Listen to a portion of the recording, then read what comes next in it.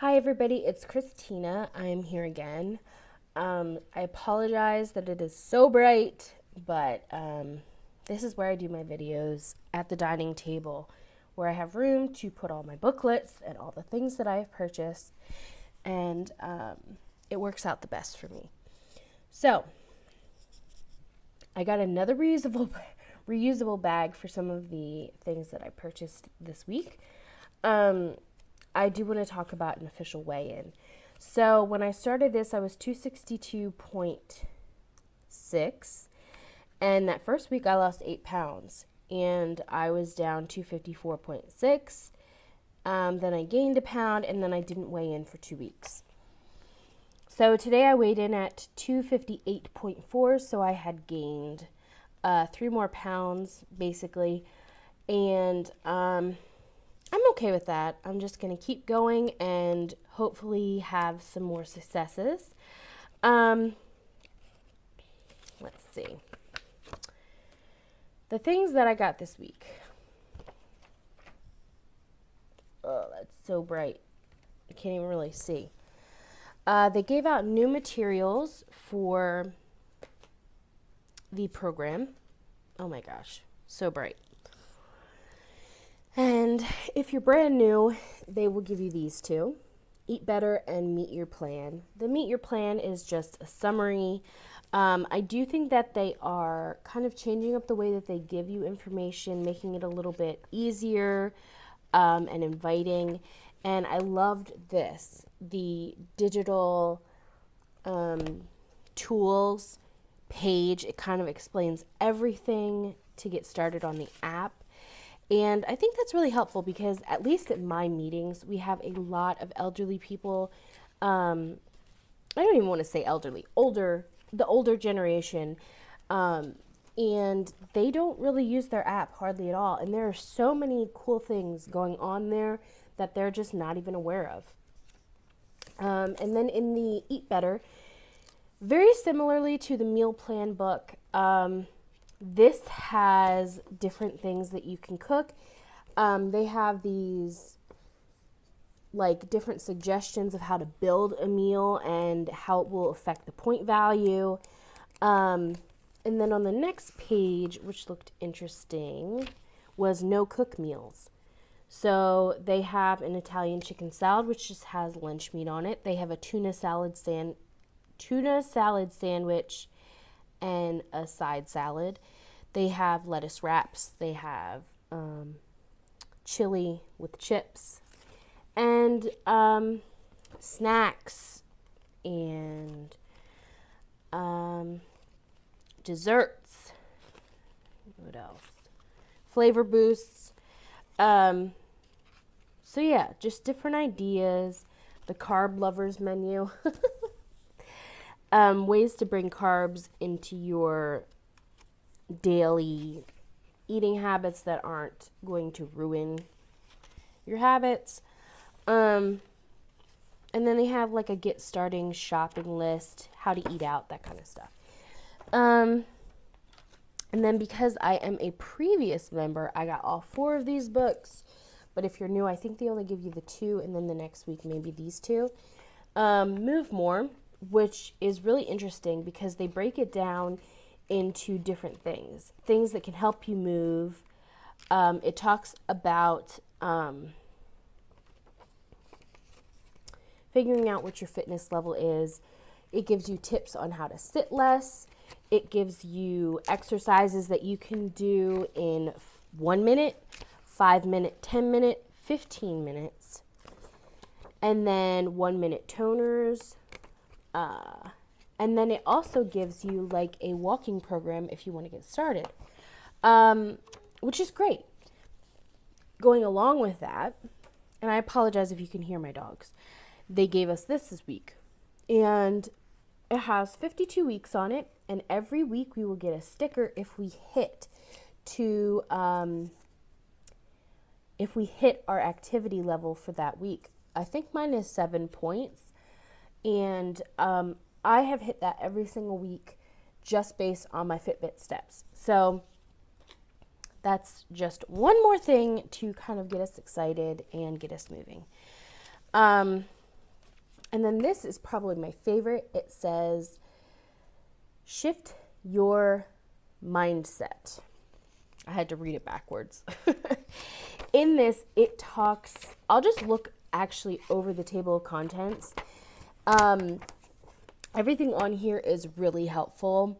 Identify your thoughts, be self-compassionate, boost your body image, embrace happiness, live mindfully, find a community of allies, eat mindfully, and stretch it out. So this is about 20 pages long, but it talks about more the emotional side of things. Knowing that most of us have very negative self-image, kind of not the nicest self-talk.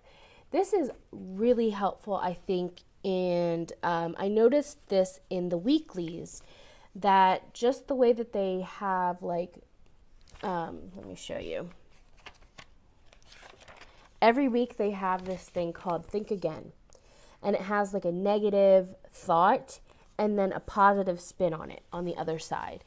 And it just starts to help you recognize how unhelpful our mind can really be and just set us back that much more. And then the other two things, I got 2 cookbooks recently. This is not a Weight Watchers cookbook, but it is called Necessary Food. If you do THM, which is Trim Healthy Mama, this author is part of that community. Her name is Brianna Thomas, and I mostly, like, look at how huge this is. It is massive. It is well put together. And I'm excited to try some of the recipes that are inside. But I am not on THM, although I do have some of their products. And then this is something that I have been anxiously waiting for months. This is the Oprah cookbook, and it has Oprah's favorite meals inside. These are meals that she has worked with chefs to prepare and make Weight Watchers appropriate. There are over 115 meals inside. It is a beautiful, well put together book. So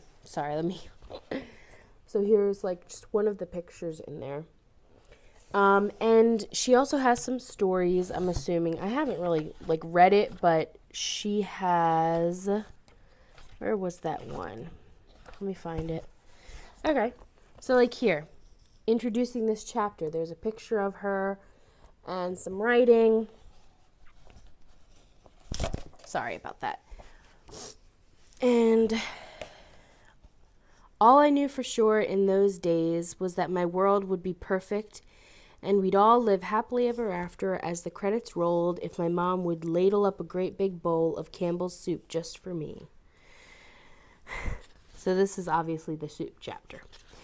And like I said, she has some stories going on as well.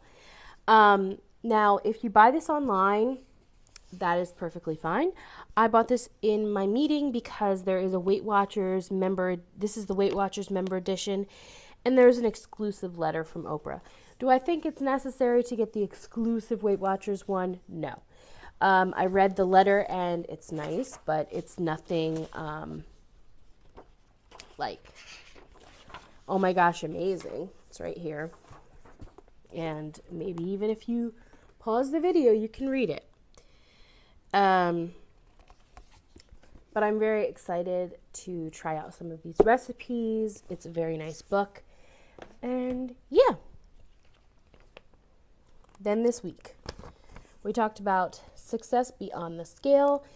They're really going to be pushing beyond the scale because it's about so much more than just the weight on the scale. It's about your whole mindset changing, your whole life changing. It is not a diet at all. And if you look at it that way, maybe you need to rethink how you're viewing things, I think. And one thing that my leader said this week that really kind of touched home was being overweight is hard, losing weight is hard, maintaining weight is hard, choose your hard. And that is so true, and we probably don't think about it much. And one thing I brought up at the meeting was commitment.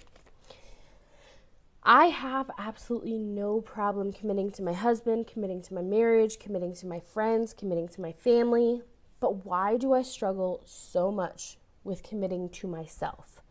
Our leader told a story about how this severely overweight woman came to a meeting. She needed oxygen. I think she had her doctor with her.